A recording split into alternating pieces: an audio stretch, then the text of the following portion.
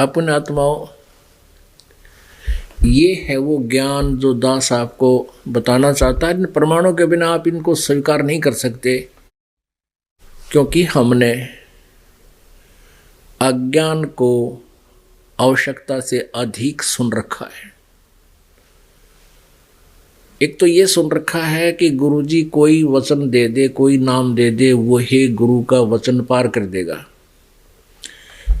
पुणात्माओं, प्रथम तो जो गुरु होगा वो एंड बैंड बोला नहीं करे, उवा वाई नहीं बकता, वो सत्य ही कहता है, और जो नाम पार करने का होता है वही उपदेश देता है। अब कोई कहे कि डॉक्टर कोई भी दवाई दे दे, उसी से पार हो जाएगा। यदि डॉक्टर होगा तो कोई दवाई नहीं देगा, वो वही दवाई देगा जिससे रोग कटेगा। और कोई नीम हकीम होगा, वैसे कोई पुड़िया देता रहे, और श्रद्धालु जो हैं बीमार तो डॉक्टर मानकर उस औषधि को खाती रहते, लेकिन वो अपना जीवन नष्ट कर जाते हैं। ऐसे ही इन नकली गुरुओं के शिष्य जो हैं वो ये कहते हैं कि कोई गुरुजी कोई नाम दे दे, गुरु का वचन ही पार करता है। नहीं, गुरु वही नाम देगा जो पार करने का होगा, यदि वो गुरु है। नहीं तो फिर ये नीम हकीम बहुत है। उन नीम हकीमों से पीछा छुटाने के लिए आप दास आपको ये ज्ञान से, इस ज्ञान के द्वारा आपको परिपक्व करना चाहता है कि आप उन नालाकों के फिर चुंगल में दोबारा ना आ जाओ, और जो फसली है वो निकल आवे। कई बोली आत्मा कहते हैं कि आपके गुरुजी तो आलोचना करते हैं, निंदा करते हैं। अपने आत्मा वो कुछ भी कह सकते हैं। जो इतने श्रद्धालु हैं अपने गुरुजी के ऊपर अटूट श्रद्धा रखते हैं, और ये रखनी भी चाहिए। यदि गुरुजी है तो नकली है तो उसको त्याग देना चाहिए।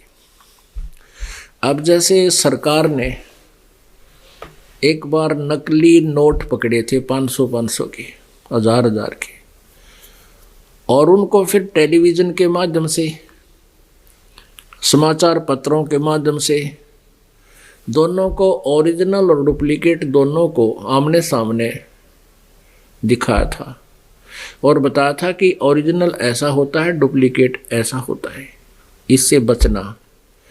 तो सरकार आलोचना नहीं कर रही थी, एक महा उपकार का काम किया। ऐसे ये दास कर रहा है कि हमारे जो सदग्रंथ हैं, पवित्र गीता जी, पवित्र वेद, पवित्र पुराण, पवित्र कुरान, पवित्र गुरु ग्रंथ साहिब, पवित्र बाइबल, इनके अंदर जो परमात्मा के विषय में जो ज्ञान है वो ओरिजिनल ज्ञान है। उसके उनके अंदर वो मंत्र भी विद्यमान हैं जिनसे मोक्ष संभव है। गीता जी अध्याय नंबर 8 के श्लोक नंबर 13 में गीता ज्ञान दाता ब्रह्म कहता है कि मेरा केवल एक ओम मंत्र है, इसके अतिरिक्त मेरा कोई मंत्र नहीं है, कोई भक्ति को और जाप का भी मंत्र नहीं है किसी का भी। तो ओम नाम एक अक्षर मंत्र है। और परम अक्षर ब्रह्म के बारे में अध्याय नंबर 17 के श्लोक नंबर 23 में 3 अक्षर के मंत्र से पूर्ण मोक्ष प्राप्ति का संकेत किया है। उसमें ओम, तत् और सत है।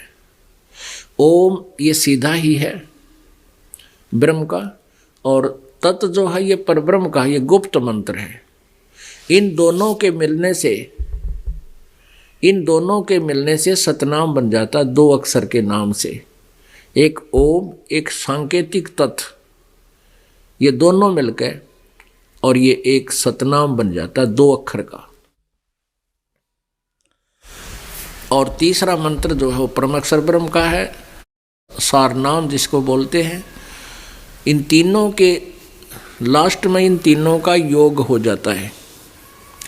ये तीनों मंत्र एक ही बन जाते हैं जब आपको सारनाम प्राप्त होगा।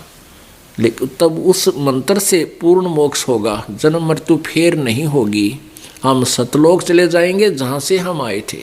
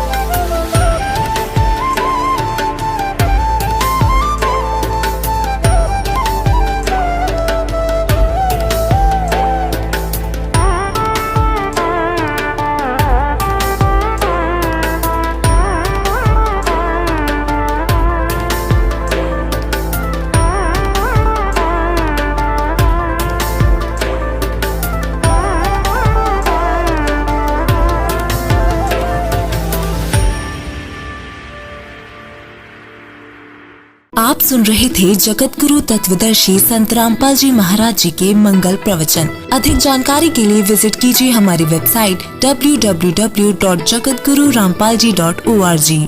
संत रामपाल जी महाराज जी के शुभ आशीर्वाद से पूरे विश्व भर में 500 से भी ज्यादा नाम दीक्षा केंद्र हैं, जिन पर संत रामपाल जी महाराज जी द्वारा ऑनलाइन निशुल्क नाम दीक्षा दी जा रही है। अपने नजदीकी नाम दीक्षा केंद्र का पता करने के लिए संपर्क करें 8222880541।